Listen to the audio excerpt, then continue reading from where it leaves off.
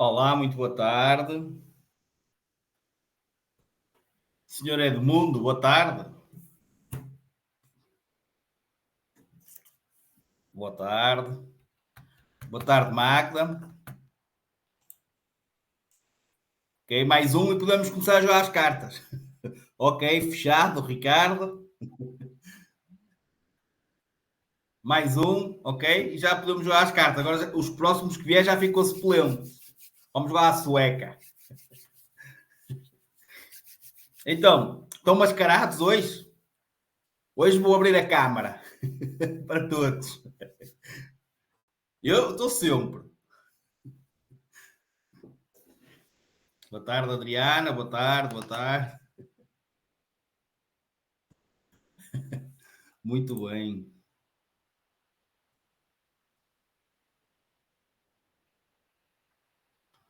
Está o Joel. O Joel está empancado. Diz que se não está a abrir. Ah, muito bem. Eu estou pela ousada. Eu, por acaso, só fui sair um bocadinho, mas nem vi assim ninguém especial mascarado. Aqui não é muito tradicional. Há sempre aqueles cortejos softs, digamos. Alguém teve dificuldades em entrar? Não, tudo ok. O Joel está a dizer que não consegue.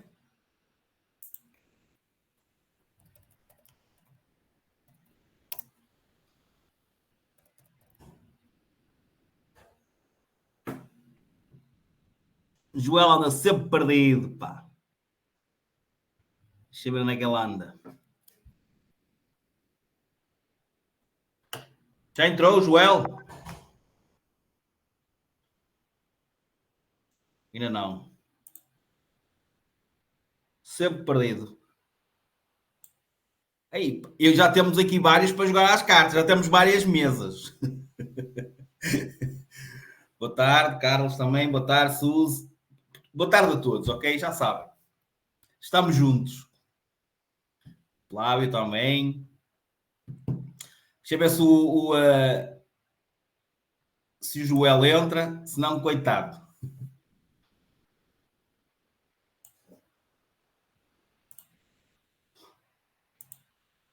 Boas, Flávio.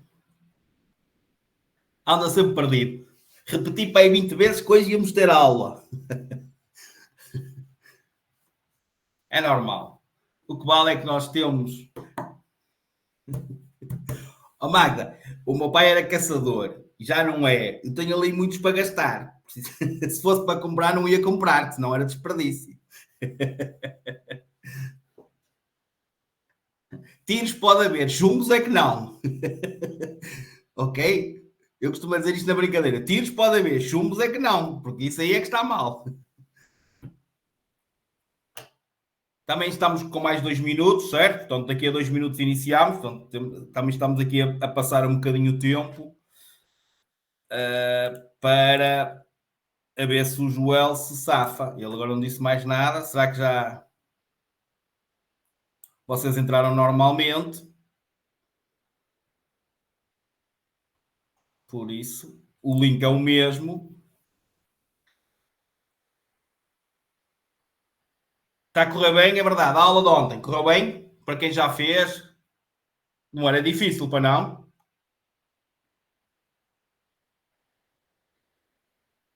Fiz, foi.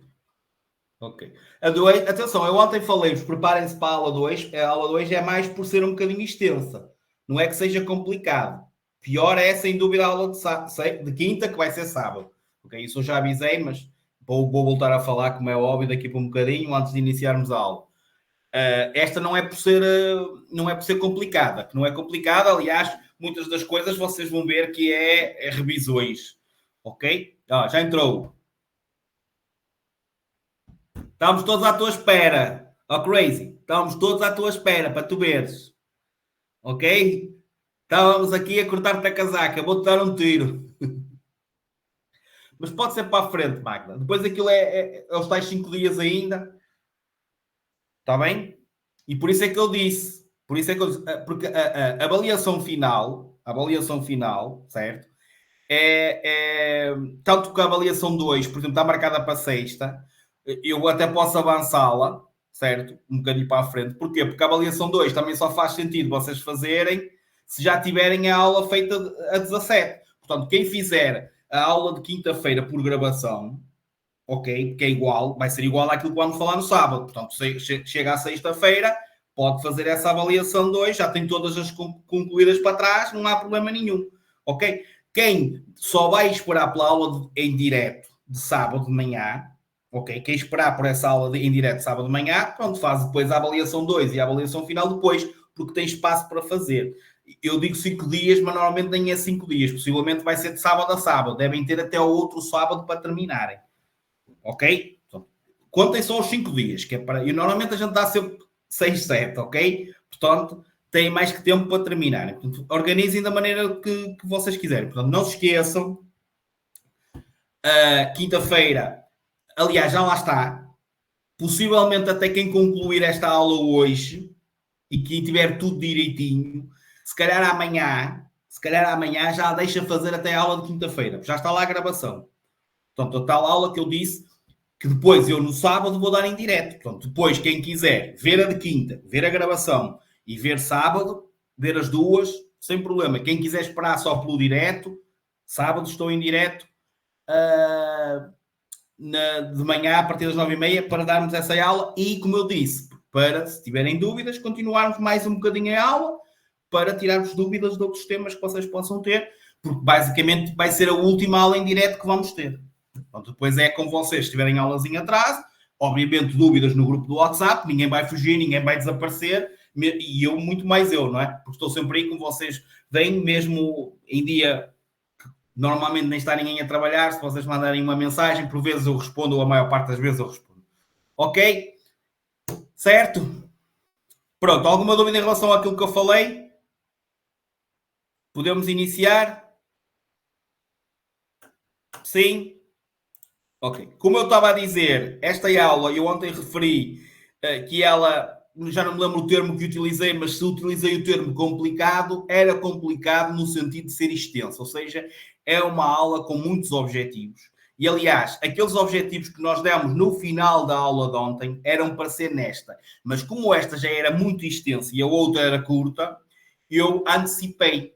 Ou seja, juntei aquilo que nós falámos no final da aula de ontem, juntei na aula de ontem, ok? Para esta não se tornar tão comprida. É normal que, se calhar, na avaliação de hoje e nos testes de treinos de hoje, vos saia aquilo que vos saiu, ou seja, aquilo que nós demos no final da aula de ontem. Portanto, eu já não me lembro se troquei os testes ou não. Portanto, possivelmente o que vai acontecer é que vai sair-vos perguntas daquilo que nós falámos, não só daquilo que vamos falar hoje, mas também daquilo que nós falámos no final da aula de ontem, ok? Aquela situação da condução defensiva, etc.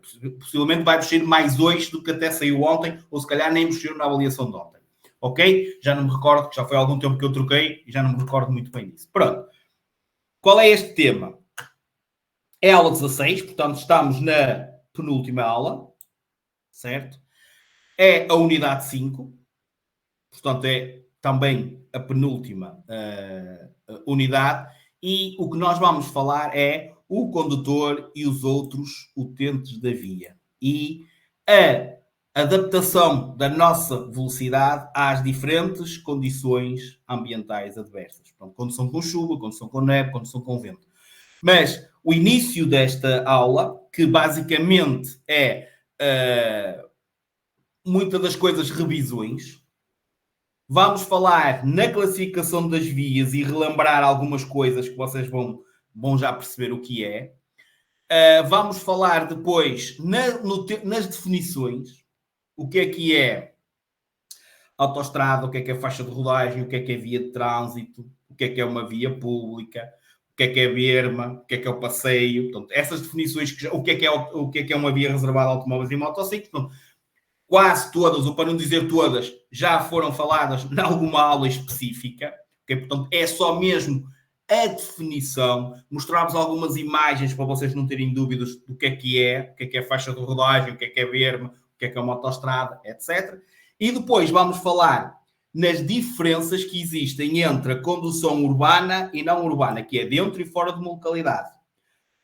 características da condução em autoestrada e depois, sim, vamos terminar falando na condução com condições ambientais adversas, desde com chuva, neve, gelo, vento, ok? Depois, a condução noturna e o encandeamento. E vamos terminar a aula aí. Este início, como eu disse, era... Deixa-me pôr aqui, isto já estava aqui, ok? É simplesmente para nós relembrarmos as diferentes classificações das vias que existem. Ou seja, aquilo quando nós falamos IP, IC, itinerário, estrada nacional, autoestrada. Portanto, o que é que eu vou relembrar aqui? As cores, ou seja, se for verde e branco, que tipo de via é que nós estamos a circular? Lembram-se disto ou não? Verde e branco, IP, portanto, IP, que eu posso traduzir por itinerário principal. A cor da sinalização normalmente associada é o verde e branco. Quando é IC ou EN, que nós dizemos itinerário complementar ou estrada nacional, a cor é preta e branca. E quando nós falamos em autoestrada, AE, autoestrada, a cor é azul e branco. Ok? Não se esqueçam, é pergunta que sai, é algo que vocês já, e normalmente eu falo, e já falámos nisto, e vocês vão se lembrar de certeza absoluta, e continua a haver pessoas a pôr, tudo bem, a pôr em dúvidas em relação a isto. Atenção, quando sai azul e branco, e normalmente sai naqueles sinais complementares, que é o azul com o traço branco, quer dizer aproximação de saída da autoestrada. Estão a ver qual é o sinal que eu vos estou a dizer? E diz que refere-se a uma via reservada a automóveis e motociclos. Errado.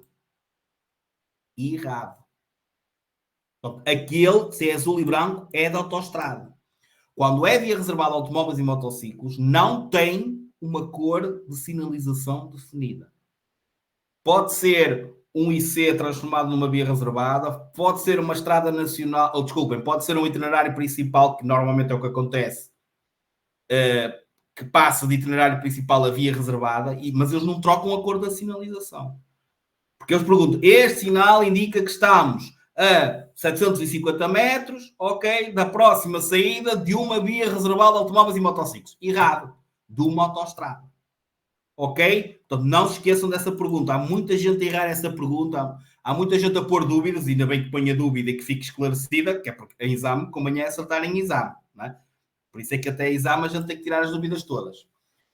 Está entendido? Ok. O que nós vamos acrescentar aqui a isto é acrescentar os termos, e aqui vou pôr um bocadinho de play aqui para trás. O que nós vamos acrescentar aqui é o que é a rede nacional fundamental e o que é a rede nacional complementar. A rede nacional fundamental é a que engloba os itinerários principais, ou seja, se me disser o IP é um itinerário principal, faz parte da rede nacional fundamental.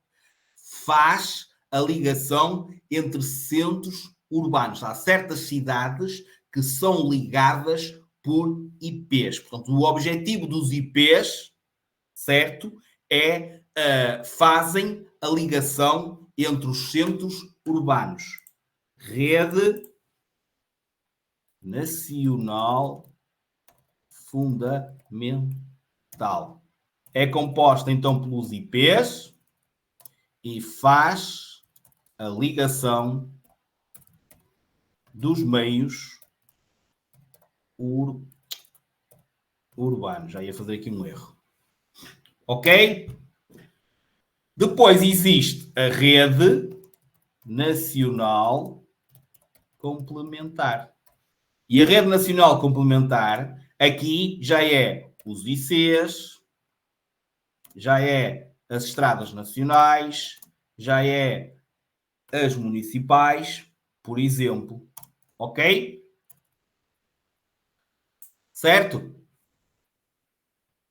Portanto, a rede nacional complementar, itinerários complementares, estradas nacionais, asseguram a ligação entre a fundamental, ou seja, entre os IPs e os centros realmente das cidades. Basicamente, esta rede nacional complementar permite a que um condutor que venha de um IP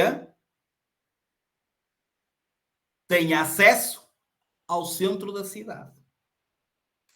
Ok? Isto é só para vocês terem mais ou menos uma ideia.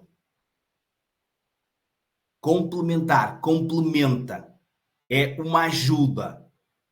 Ok? Porque normalmente os IPs não passam no centro de uma cidade. É necessário, quando nós saímos desse centro do IP, uma via que nos transporte, entre aspas, até o centro da cidade. E normalmente esse acesso é feito através de um itinerário complementar, de uma estrada nacional e muitas vezes de uma estrada municipal.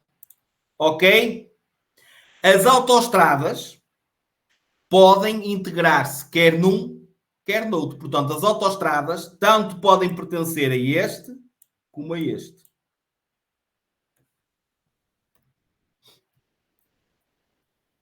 Ok? Certo? Ricardo, está ok? Está percebido isto? Só isto precisam de saber. Muito bem. Posto isto, vamos então para as definições. E eu tenho aqui algo que eu achei mais interessante para vocês, porque eu coloquei não só a definição, depois coloquei imagens e acho que é mais fácil para vocês. Portanto, obviamente, nós não vamos estar aqui agora a dissecar e a ir buscar, por exemplo, temos aqui a definição de autoestrada, não vamos estar aqui agora a dizer como eu fiz quando demos a autoestrada na aula 7, MCOM 7, em que nós dizemos porque é que se diz que ela é afeta ao trânsito rápido, porque é que diz que os acessos condicionados, portanto, isso foi tudo falado na aula 7. Ok? Lembram-se ou não? Porque é que, por exemplo, porque é que tem acessos condicionados? Porque é que se diz que a autoestrada tem acessos condicionados? Porque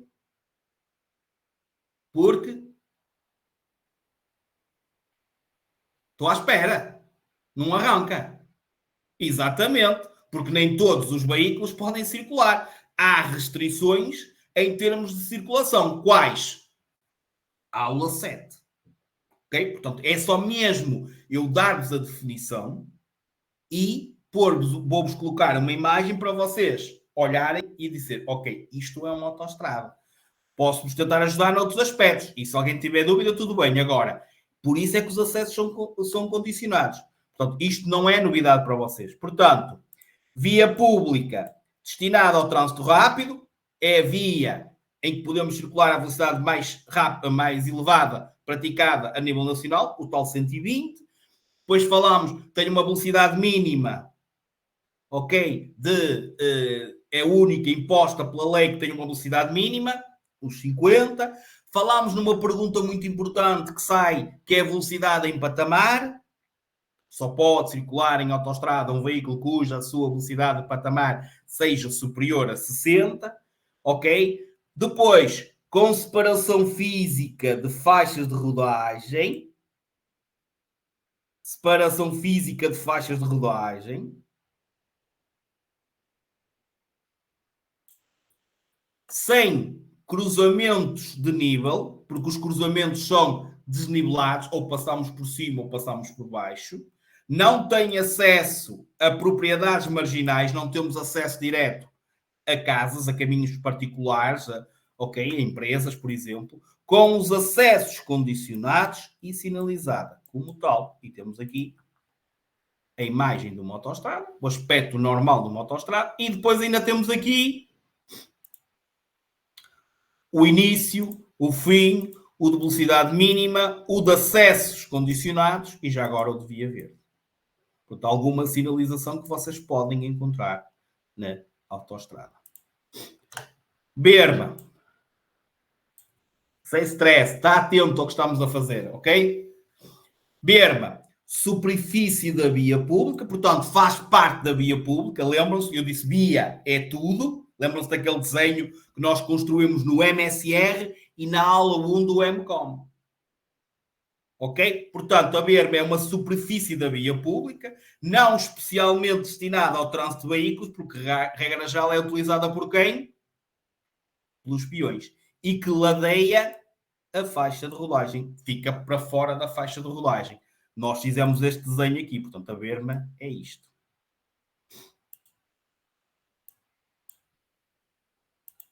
Ok? Berma. Caminho. Via pública, especialmente destinada ao trânsito local em zonas rurais, ou seja, zonas da aldeia. Temos aqui o exemplo de um caminho. Isto é um caminho. Via pública, não deixa de ser uma via pública, destinada ao trânsito local, portanto, aqui, ao trânsito daquela aldeia, certo? Nas zonas rurais, ou seja, nas zonas de aldeia. Aqui mais um exemplo de um caminho. Corredor de circulação é uma via de trânsito, uma fila, reservada a veículos de certa espécie ou afetos a determinados transportes. Qual é o corredor de circulação que vocês mais conhecem?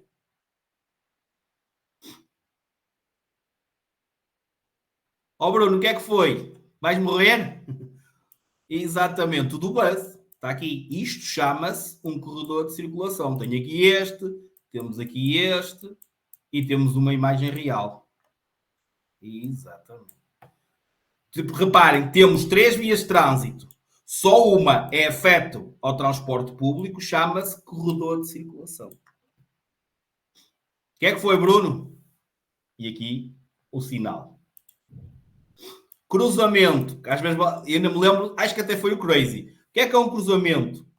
É uma zona onde se interceptam vias públicas ao mesmo nível. Sem problema. Era pior se houvesse problema. Ó, cruzamento faz cruz. Isto é um cruzamento. E agora temos aqui um mais amplo, não é?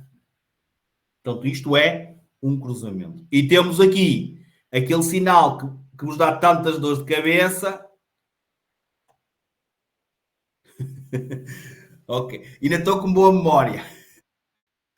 Aqui está o sinal de cruzamento. Não se esqueçam, quem passa, quem tem o sinal tem prioridade no próximo cruzamento.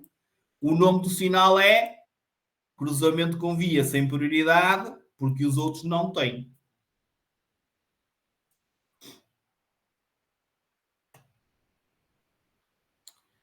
Eixo da faixa de rodagem. Crazy. Quando perguntam quem tem prioridade, eu repito isto 50 vezes na aula. Quem tem prioridade somos nós.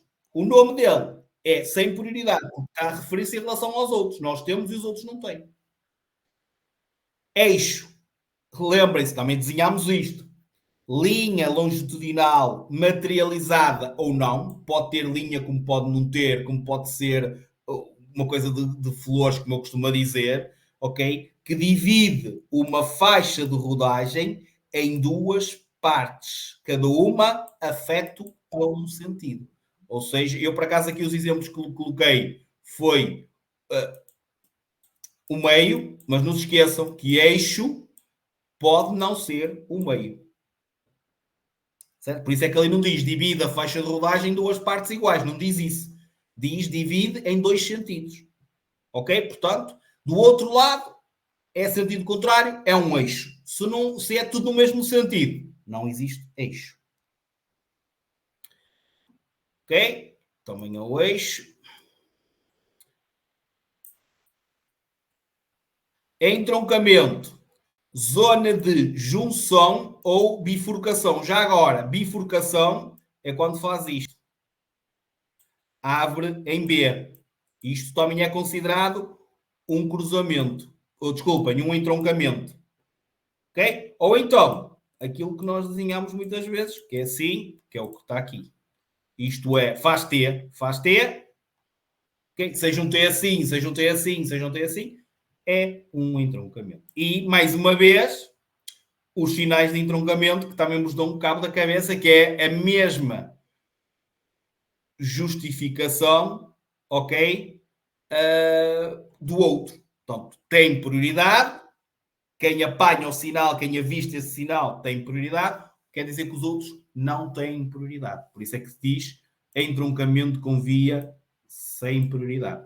É dado em relação ao outro. Ok? Deixa-me só. Ok. Faixa de rodagem, mais uma que já falámos. Parte da via pública e especialmente destinada ao trânsito de veículos, ou seja, o que vai. Já agora, como é que chama esta linha branca? Esta aqui.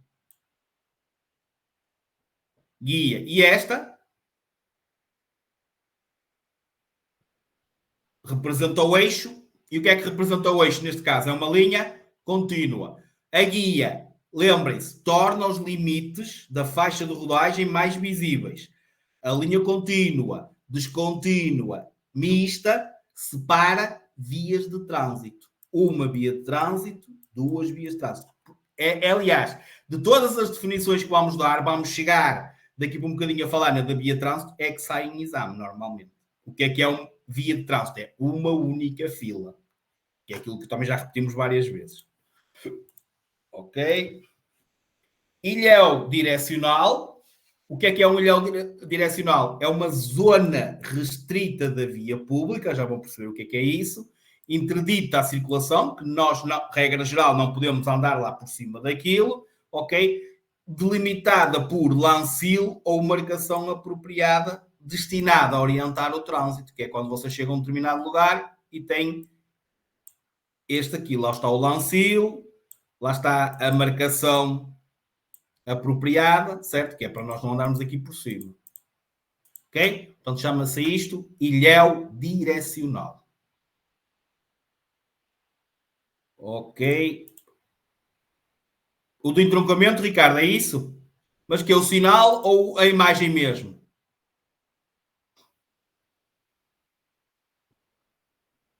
Estes?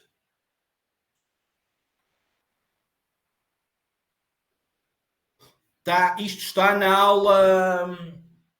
Ora bem, sinais de cedência está na aula 3. Sim, na aula 3. MCOM 3, está lá. Mas tudo bem, tirem lá.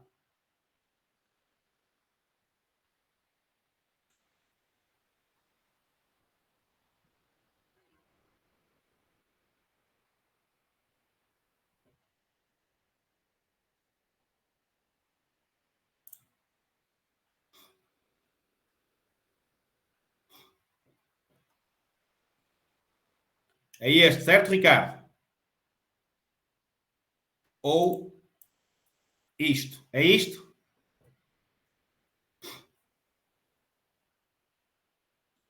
Ok. Depois eu mando-te a conta.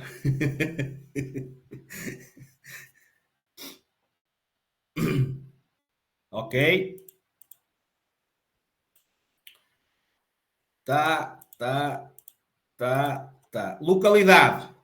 Zona com edificações, prédios, por exemplo, cujos limites estão ou são assinalados com os sinais regulamentares. Portanto, achei piada, isto é no Alentejo, achei piada e utilizei esta foto. Portanto, este que representa, também já damos os sinais, o início de uma localidade e este que representa o fim da localidade. Ok? Zona com edificações. No meu exame para formador, para a obtenção do curso de instrutor, não formador, formador bem mais tarde, para o curso de instrutor, a minha é no Alentejo. A minha pergunta de desenvolvimento foi sobre características da condução dentro de uma localidade. Agora já até acho que já saiu. Agora para tirar já nem é preciso fazerem pergunta de desenvolvimento. Ok, é no Alentejo, eu sei que é. O Crazy já foi pesquisar. Ok, parque de estacionamento, local exclusivamente destinado ao estacionamento de veículos. Ok, Crazy. Local exclusivamente destinado ao estacionamento de veículos. Portanto, o que é um parque de estacionamento? Pode ser isto, pode ser assim. Muito bem. E deixaste o resto ou não? Ok. Depois, passagem de nível. Acho que toda a gente sabe. É o local onde uma via se interseta com um ramal ferroviário. Portanto,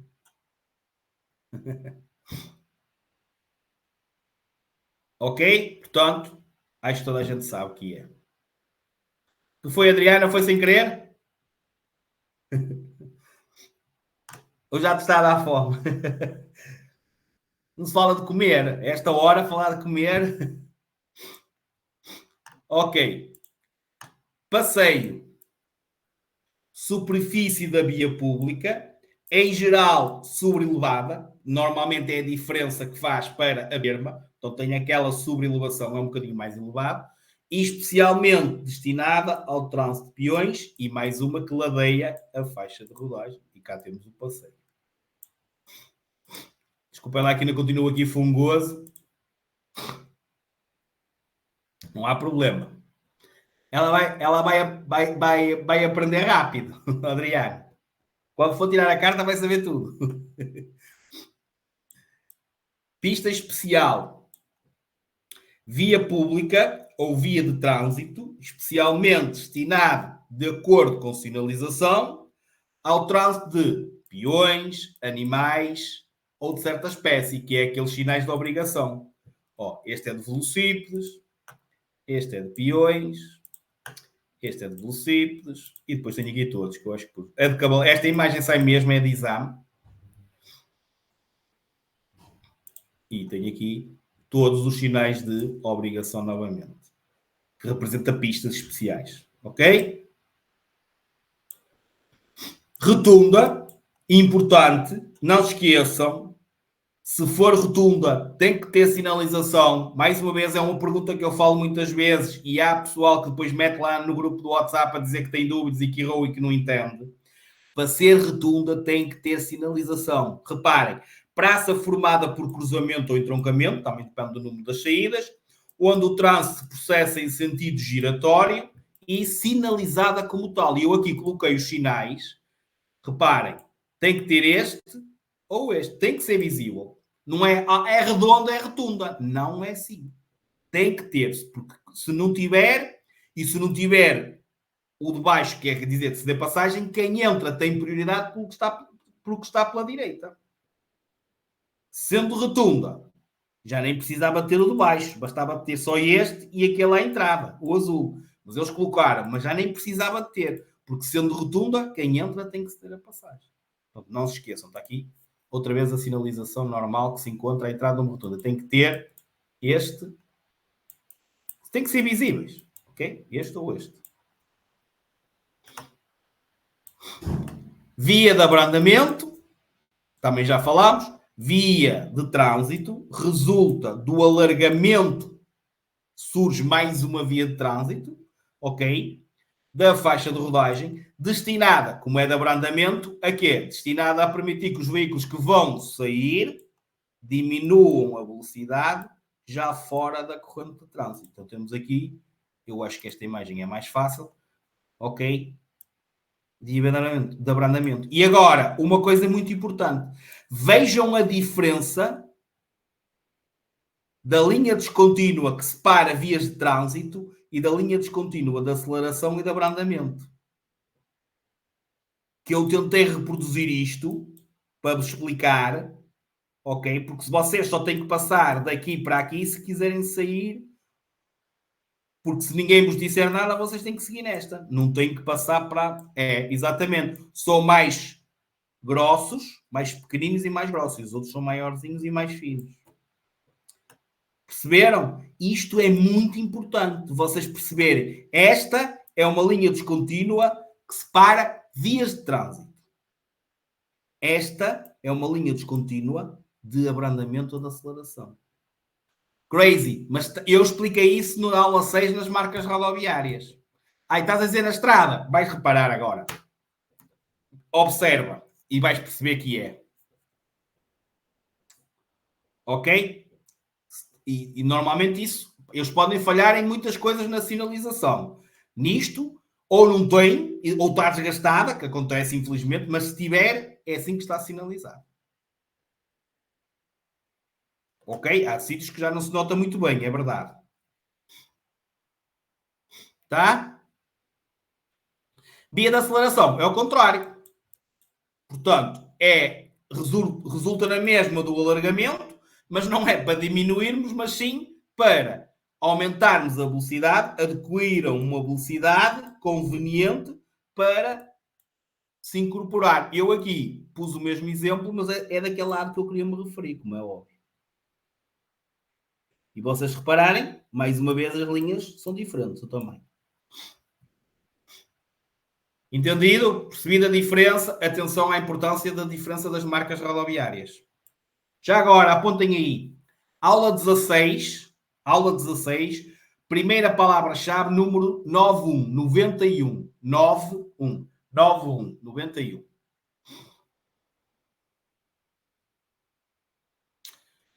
Depois, esta também já não é novidade. Via de sentido reversível. É aquelas vias que pode estar, é uma via de trânsito que pode estar afeta alternadamente, pode estar aberta num sentido ou em sentido contrário, dependendo da intensidade de trânsito. E nós demos nas marcas rodoviárias, demos na sinalização luminosa, que eu desenhei ou mostrei-vos que tinha o X vermelho ou a setinha verde, ok? E temos aqui tudo junto. Quer dizer que está aberta no nosso sentido. Um veículo que circula nesta via de sentido reversível, o que é que ele tem que levar ligado? Não, por aí, se estiver vermelho não podes lá circular, quer dizer que está aberto em sentido contrário, quer dizer que só podes ir nesta. As luzes de cruzamento, muito bem, Edmundo. Não é não podes passar para lá, nem podes lá circular, que é sinal que é em sentido contrário. Ok? Então, neste caso está a dizer que podemos circular nestas duas ou para lá. Porque ali a seta está verde na via de sentido reversível. Ok? Muito bem. Luzes de cruzamento ou médios. Aqui, por exemplo, vê-se melhor.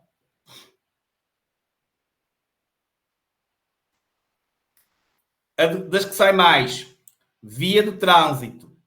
Zona longitudinal da faixa de rodagem destinada a uma única fila. Uma única fila.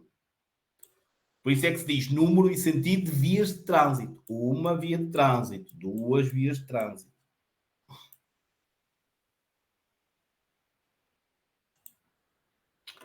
Via equiparada à via pública. Eu aqui enganei-me no exemplo. Esta é uma via de comunicação terrestre, ou seja, podemos circular. O domínio é privado. O responsável nesse espaço é privado, mas está aberto ao trânsito público. Isto é, por exemplo, as vias que nós temos de acesso ao shopping, aos parques de estacionamento, certo? Portanto, essas vias são vias equiparadas à via pública, são de comunicação terrestre, obviamente. O domínio é privado, a responsabilidade pela colocação da sinalização, para a orientação dos sentidos é privado, mas está aberto ao trânsito público. Qualquer um pode ir para lá. Ok? Eu aqui enganei-me e pus o do caminho, ok? Portanto, o que fazia sentido era pôr, por exemplo, uma via de acesso a um parque de estacionamento, a um supermercado, a um shopping, ok? São esse tipo de vias. E via pública. que é que vocês dizem que é tudo, não é? Via de comunicação terrestre afeta ao trânsito público. E depois pus uma imagem assim global, que é por acaso ali até em Matosinhos. Quem conhecer, à beira do farol. Ok? Portanto, isto é via pública. Via reservada a automóveis e motociclos. Via pública, onde vigoram as mesmas normas do trânsito em autoestrada e sinalizada como tal. É assim que vocês identificam uma via reservada. É pelo sinal. Mais uma que é pergunta de exame. Esta imagem também é utilizada em exame. Que eles dizem, nesta via, tem que ter, quando é via reservada, ou eles dizem na pergunta, estou a circular numa via reservada a automóveis e motociclos, ou tenho o sinal. A partir daqui, pode ser um IP, pode ser uma autoestrada, ok? Ou seja, deixa de ser autoestrada, não é? Mas o aspecto pode parecer uma autoestrada e a cor da sinalização pode ser azul, ou pode ser um IP, percebem? E transformado numa via reservada. Mais uma imagem de exame. Posso-vos garantir. Ok? E o início e o fim. Zona de estacionamento. Há bocado era parque, agora é zona. Local da via pública especialmente destinado por sinalização ao estacionamento de veículos. E temos, por exemplo, uma zona de estacionamento.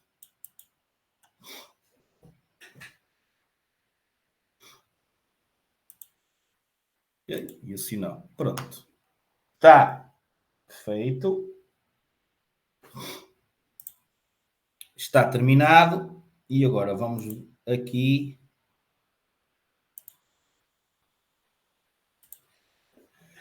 Esta definição também já falámos, que é uma que na altura quando eu fiz aquilo ainda não existia, porque é recente o sinal. Já estão a ver aí. Zona de coexistência. O que é a zona de coexistência? Zona onde coexistem ao mesmo tempo pessoas e veículos, onde os peões têm prioridade, onde a velocidade máxima, que é uma pergunta que sai em exame, onde a velocidade máxima para os veículos é de 20 km por hora, como vocês estão a ver aí. Zona de coexistência. Ok? Portanto, era a última definição que tínhamos. Passamos então para a parte seguinte. E a parte seguinte é condução urbana e não urbana. Urbana dentro de uma localidade, não urbana fora de uma localidade. Dentro de uma localidade, características: trânsito intenso, constantes para-arranca, ou seja, frequentes congestionamentos, para-arranca, regra geral. Existe uma grande variedade de utentes, ou seja, quer sejam utentes, peões, quer seja outros condutores, outros veículos, certo? Várias vias de trânsito no mesmo sentido e constante sucessão de cruzamentos e entroncamentos, portanto, mais cruzamentos e entroncamentos, mais existência e mais variedade de sinalização. Ou seja, é um tipo de condução que transmite mais fadiga. Sendo assim, o condutor, para além de estar especialmente atento, deve circular a uma velocidade moderada. A condução urbana dá fadiga, cansaço. É um tipo de condução mais exigente e muitas vezes até cansaço psicológico. Porquê? Porque queremos chegar cedo ao trabalho e estamos em filas e parece que apanhamos os vermelhos todos, certo? Entendido isto, sai mesmo assim uma expressão: condução urbana, fadiga, certo? Procurem essa resposta. Em estrada, caracteriza-se por uma velocidade mais elevada, vamos já ver mais diferenças. Portanto, fora de uma localidade, a velocidade é mais elevada. Em comparação com dentro de uma localidade, vocês acham que há mais acidentes dentro ou fora de uma localidade? Há mais dentro. são quê? De menor gravidade. Há mais acidentes dentro de uma localidade, é mais provável existir, só que os que existem fora de uma localidade, regra geral, são mais graves. Porquê? Como há menos veículos em circulação, como há menos sinalização, leva a que o condutor muitas vezes vai mais descontraído, vai ali mais... E muitas vezes é mais fácil ser surpreendido. Assim como maior velocidade implica, obviamente, maior... Se batermos com mais velocidade, mais probabilidade é de nos aleijarmos. Ok? Portanto, é um tipo de condução como existe menos fatores, entre aspas, de distração, que exigem ao condutor estar sempre atento, faz com que nós baixemos o alerta, ou seja, diminui a nossa atenção. E isso vai fazer com que seja mais provável uma distração. Por isso, devemos aumentar a distância de segurança, manter sempre uma constante vigilância em relação a locais, ao local em si, se é de boa ou de má visibilidade, se a curva é mais sinuosa ou menos sinuosa. Ok? Depois, neste tipo de condução, que é a condução não urbana, nomeadamente, e até englobando aqui a parte da autoestrada, não conduzir por mais de 2 horas seguidas, ou seja, de 2 em 2 horas, se tivermos que conduzir, vamos parar momentaneamente para descansarmos, ok? Atenção na situação das ultrapassagens, controlar bem esse momento, que já vimos, é um momento de risco, é preciso ver vários fatores e depois existem a juntar aqueles fatores que é o aumento da velocidade, regra geral, circularmos em contramão momentaneamente, certo? Então, obviamente, é menos usual acontecer acidentes, mas quando acontecem são de maior gravidade. Ok? A condução não urbana, como é um tipo de condução, regra geral, mais monótona, como por exemplo a autoestrada, em que até o barulho do carro é constante, não há alternâncias, não há aquela coisa do para-arranca ou do acelerar mais e depois travar, não. Até a velocidade é constante. É um tipo de condução mais monótona, ou seja, é um tipo de condução que dá mais sonolência. Portanto, lembrem-se, urbano, fadiga, não urbano, condução em estrada, principalmente condução em autoestrada, sonolência. É um tipo de condução mais monótona, sempre a mesma coisa. Ok? Autoestrada, falando agora especificamente sobre autoestrada. Condução a velocidades muito mais elevadas, pouca quantidade de estímulos, portanto, não há nada ali normalmente que nos distraia, certo? Lá está. Muitas vezes temos que manter-nos atentos e tentando, por exemplo, tentar levar alguém ao nosso lado, ou estar alguém ao nosso lado que nos vá falando connosco, por exemplo, ok? Falar no sentido de nos manter despertos, não é falar para nos também tirar a atenção do que estamos a fazer, ok? Portanto, no caso da autoestrada, é mesmo indispensável vocês, de 2 em 2 horas, portanto, não conduzirem por um tempo superior a 2 horas. Ok? Sair, tomar ar fresco, ok? Esticar os membros, ou seja, esticarmos bem, estamos a espreguiçar, ok? Até podemos aproveitar para verificar as condições do nosso veículo, se os pneumáticos estão bons, se a situação se a água, o nível da água, ou seja, estamos ali nós a descansar, o carro também repousa um bocadinho, nós depois podemos ver nível da água, nível de óleo, portanto, sem problema nenhum, ok? Portanto, muito importante. Deixem-me avançar agora mais um bocadinho. O ritmo está a ser bom, portanto, ótimo. Se tiverem dúvidas, digam. Adaptação da condução às condições ambientais adversas. O que é isto das condições atmosféricas adversas? É a chuva, o nevoeiro, a neve, o gelo, o vento. Ok?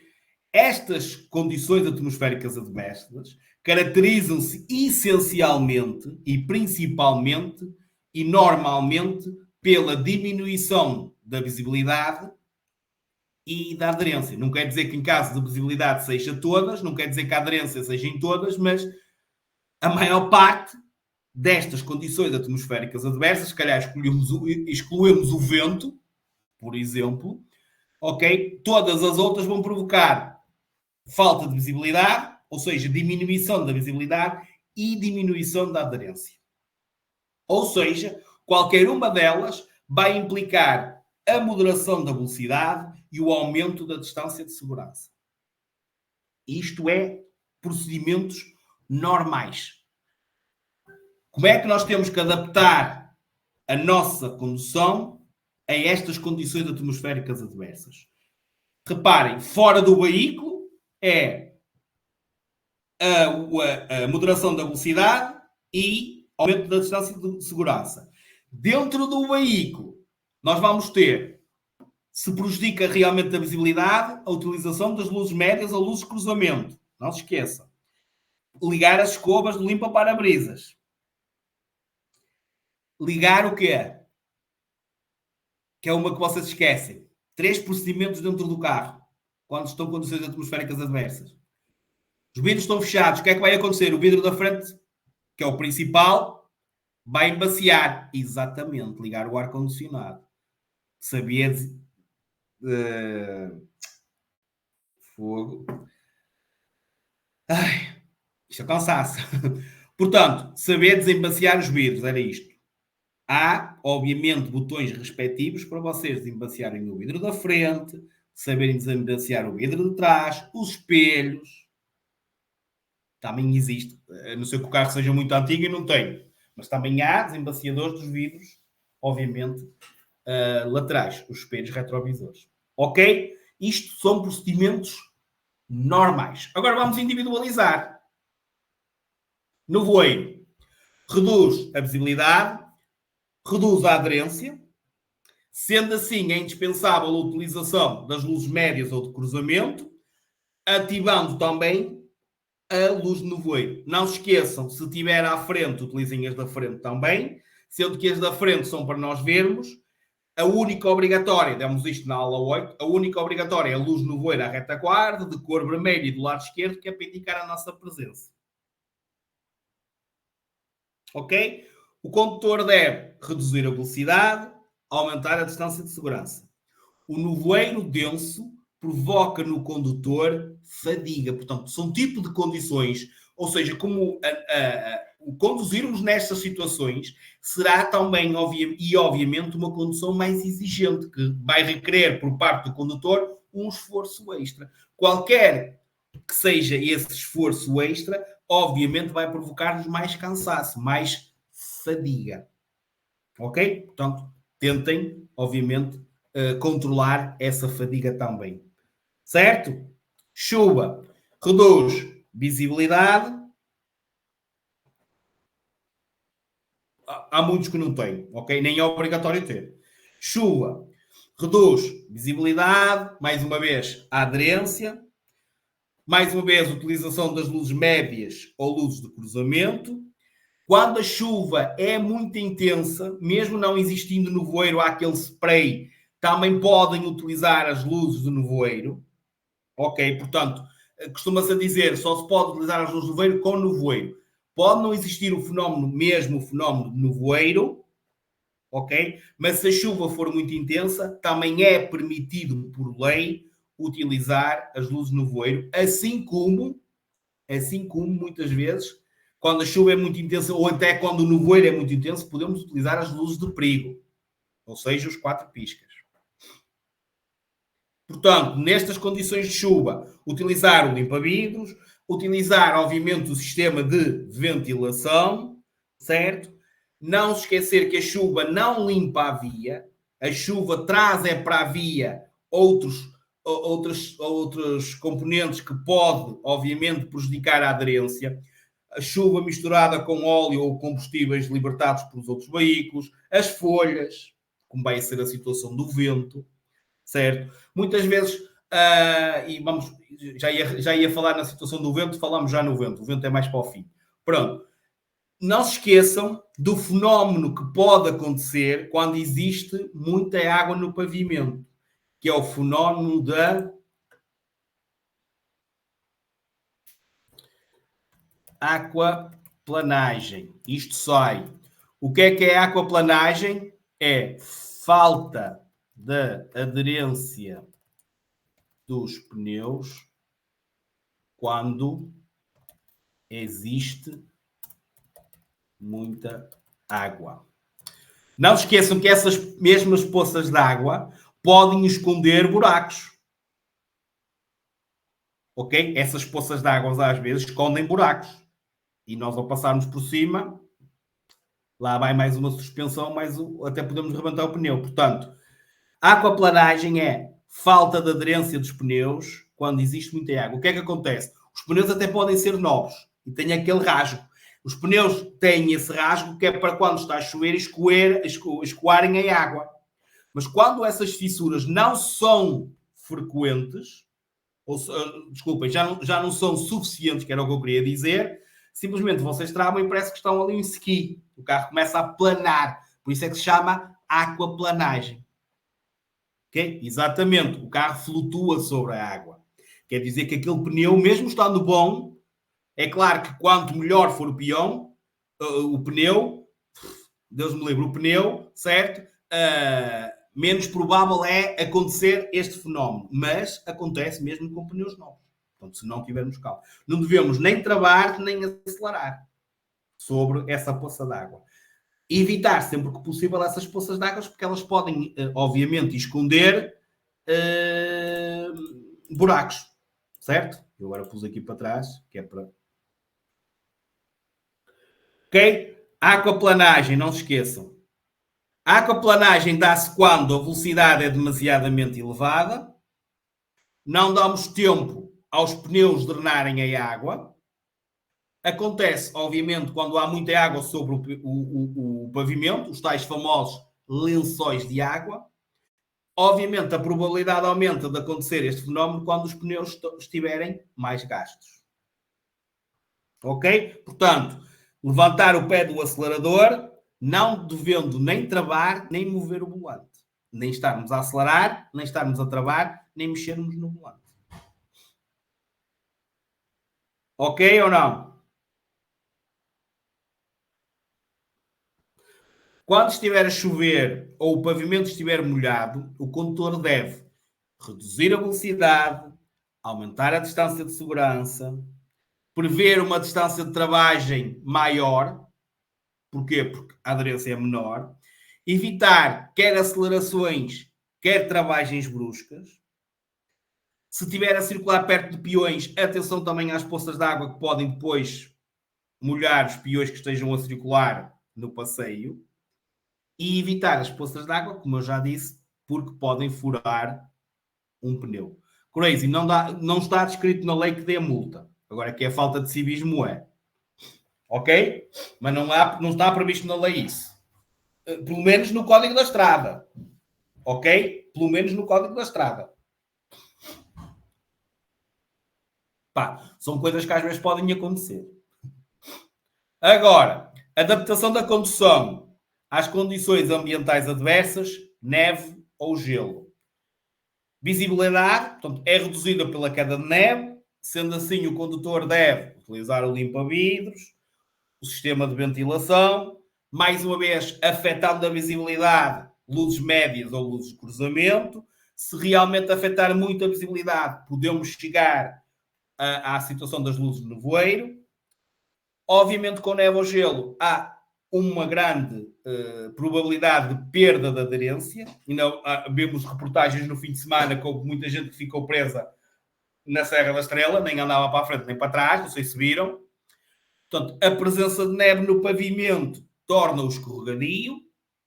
Há redução muito grande da aderência. Portanto, é mesmo uma grande perda de aderência.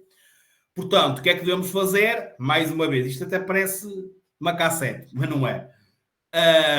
Reduzir a velocidade, aumentar a distância de segurança. Isto são as que mais saem. Prever as paragens antecipadamente. Reparem, não vamos ter que... Quero parar ali e não vou começar a travar só 1 metro. Devo começar a reduzir a velocidade antecipadamente para conseguir parar no sítio que eu quero, porque senão... Evitar acelerações e travagens bruscas. Sempre que seja obrigatório e que vejam que é necessário, utilizem as correntes de neve. Ok? Portanto, se existe essa sinalização e mesmo não existindo, se vocês acham que é positivo e vos vai ajudar, utilizem essas mesmas correntes de neve. Para terminar, em relação a esta situação das condições ambientais adversas, o vento, de todas, é aquela que vocês normalmente não dão tanta importância, mas posso-vos dizer que é muito perigoso em certas situações e em certos momentos a velocidade a que o vento pode surgir, ok? Regra geral, não é algo que vos prejudique a visibilidade nem diretamente a aderência, embora, obviamente, os ventos fortes podem provocar desequilíbrio do veículo. O vento pode influenciar, obviamente, a normal trajetória do veículo, ok? É claro que de uma maneira ou de outra, seja um veículo mais pequeno, estamos mais sujeitos ao vento, mas se for um veículo grande, como é de maiores dimensões, vai levar com mais vento também, portanto, acho que ninguém está bem, digamos, quando existe vento. O vento lateral forte provoca desvios da trajetória, é necessário nós fazermos uma força maior no volante, no sentido de mantermos o volante e o veículo o mais direito possível, ok? É claro que este fenómeno é mais provável quando circulamos, por exemplo, numa ponta ou num descampado, em que não há nenhuma proteção lateral por árvores ou por casas, como é óbvio, certo? Atenção nestas situações quando estamos a fazer uma ultrapassagem ou quando estamos a circular ou a cruzar-nos frente a frente com outro veículo, com a probabilidade dessa alteração da trajetória. Não esquecer que o vento traz para a via ou pode trazer para a via árvores, ramos de árvores, caixotes de lixo, folhas, ou seja, tudo que pode depois até em conjunto provocar até falta de aderência, certo? Ou então vocês terem um ramo e lembrarem-se de desviar e perderem a trajetória do veículo, por exemplo, certo? E não se esqueçam que quando o vento é frontal, pode, ou regra geral, origina um aumento do consumo de combustível. Porque nós temos que acelerar mais para contrariar a força do vento, gastamos mais combustível. Portanto, existe um aumento do consumo de combustível quando são sob a influência do vento, principalmente quando o vento é frontal. Reduzir a velocidade, segurar com mais firmeza o volante, prever mais uma vez as paragens com antecipação, ok? Atenção ao vento forte, porque pode arrancar os árvores, pode deitar abaixo árvores, pode trazer outro tipo de objetos para a faixa de rodagem, ok? E não se esqueçam, quando o vento... Desculpem lá, eu também estou a falar um bocadinho mais rápido, porque eu estou mesmo a ficar saturado da minha voz, vou ficar rouco. Portanto, quando o vento é lateral, está a falhar ou está tudo ok? Para os outros, está a falhar? Será que vem chuva? Foi só um momento?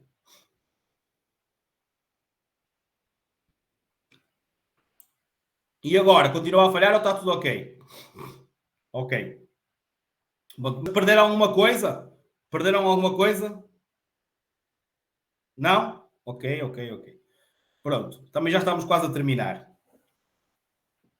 Ok, pronto. O que eu estava a dizer em relação ao vento, para terminarmos em relação ao vento, é tenham atenção que normalmente vocês têm aquela coisa de dizer o vento é para a direita, ou seja, o vento vem da esquerda para a direita. Se vem da esquerda para a direita, quer dizer que eu tenho que virar o volante para a esquerda. Não é contrária. nós não temos que virar o volante no sentido contrário, nós temos que virar o volante para o lado de onde o vento vem. Ou seja, se ele vem da esquerda para a direita, eu tenho que virar para a esquerda. Se ele vem da direita para a esquerda, eu tenho que virar para a direita. Ao fazer isto, eu estou a contrariar.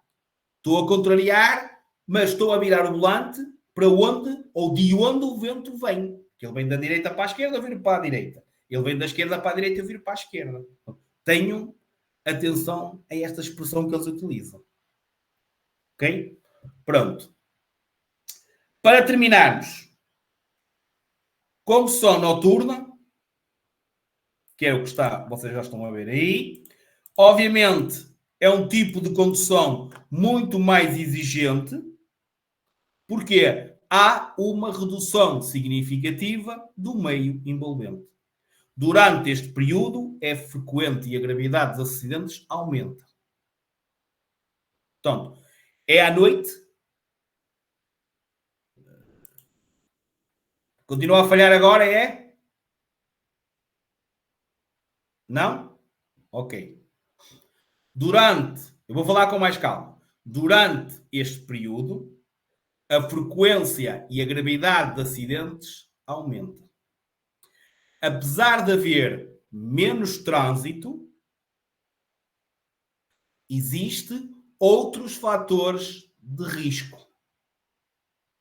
É muito mais difícil para nós, condutores, à noite, identificar qualquer objeto, qualquer obstáculo. Ok? É mais difícil nós identificarmos os outros. E depois há sempre a probabilidade de encontrarmos utentes pouco iluminados, ou seja, que têm pouca sinalização luminosa. Mais difícil é a identificação. Também é muito mais provável nós nos enganarmos, ou seja, haver um falseamento na apreciação da distância, ou seja, a gente pensa que está mais longe e já estamos mais em cima do objeto ou do veículo. Portanto, é mais difícil para nós, condutores, verificarmos se estamos longe ou mais perto dos outros. Depois, há sempre aquela possibilidade do encandeamento. Ou seja, à noite todos temos que utilizar as luzes. Depois temos as tais luzes de estrada, que é utilizadas quando não temos ninguém à nossa frente, mas às vezes até por distração ou por esquecimento, a gente deixa-as na mesma ligadas, provocando encandeamento ao outro. E independentemente de utilizarmos ou não os máximos, nunca na vida, ou seja, vamos ter sempre, em alguma situação, levar com as luzes dos outros. Mesmo que eles até venham em médios, mas momentaneamente vamos ter que ser ali uma luz. Vamos ter sempre ali uma luz que nos pode perturbar. Depois, à noite, regra geral, também existe o quê? O maior risco de adormecermos. Porque normalmente é a hora do dia que descansamos.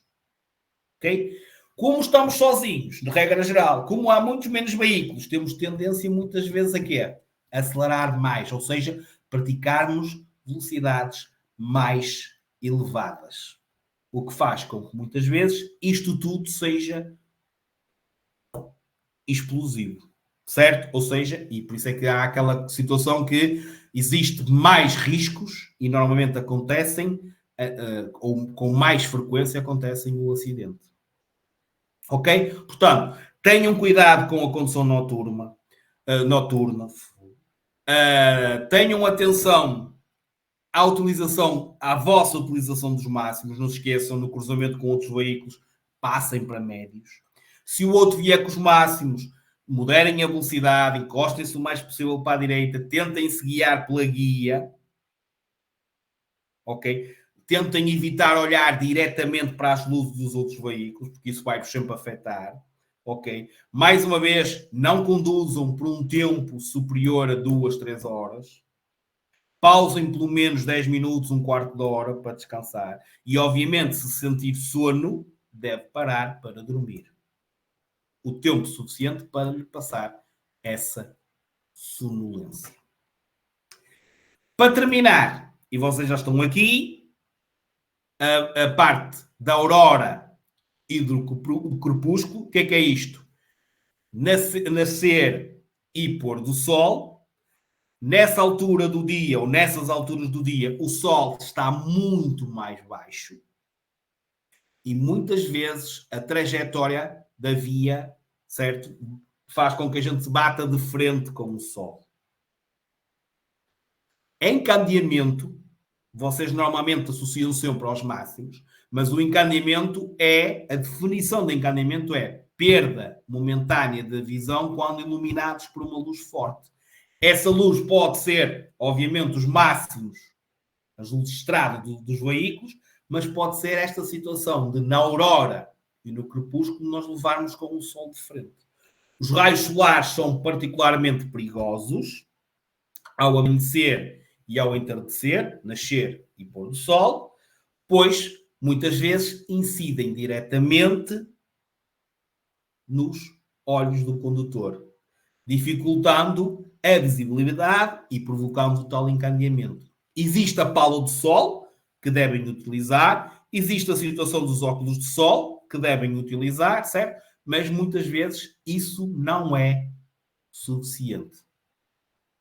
Okay? Portanto, podemos atenuar o efeito utilizando a pala de sol e utilizando os óculos de sol, certo? Mas mesmo assim devemos de reduzir a velocidade, não efetuarmos ultrapassagem nesse tipo de situações, certo? Porque neste momento a visibilidade é insuficiente e, mais uma vez, após passarem essa situação, tentarem o máximo, o mais rapidamente possível, retomarem a visão. Também crazy. Portanto, é complicado em certas situações a condução sob a influência do sol nesta altura do dia. Ok? Ufa! Alguma dúvida em relação ao que demos hoje na aula? Não? Ok, desculpem eu estar ainda fungoso e de estar. A minha voz está. Estou mesmo no limite. Sinto que estou. Okay, mas disse tudo que queria dizer, ok? Portanto, segunda palavra-chave, número 81, é parecida com a primeira. 81. Portanto, não se esqueçam, quinta-feira, a aula gravada, sábado de manhã, a aula que ia ser dada em direto na quinta-feira é sábado de manhã, a partir das 9h30, e conto com vocês, com todos para a despedida também, portanto espero que estejam o máximo de alunos possíveis, para também depois, quem tiver dúvidas e quiser expor dúvidas, o fazerem, o poderem fazer, e eu disponibilizo-me para isso, após darmos o objetivo da aula de quinta-feira, ficarmos a tirar dúvidas até não existirem, ou praticamente não existirem, não é? Dependendo depois também do horário, que é para não me esticar muito no horário. Ok? Muito obrigado a todos. Desculpem lá alguma coisa. E já sabem, grupo do WhatsApp, sempre disponível. E se não for mais em direto, sábado de manhã cá estamos. Tá? Obrigado a todos.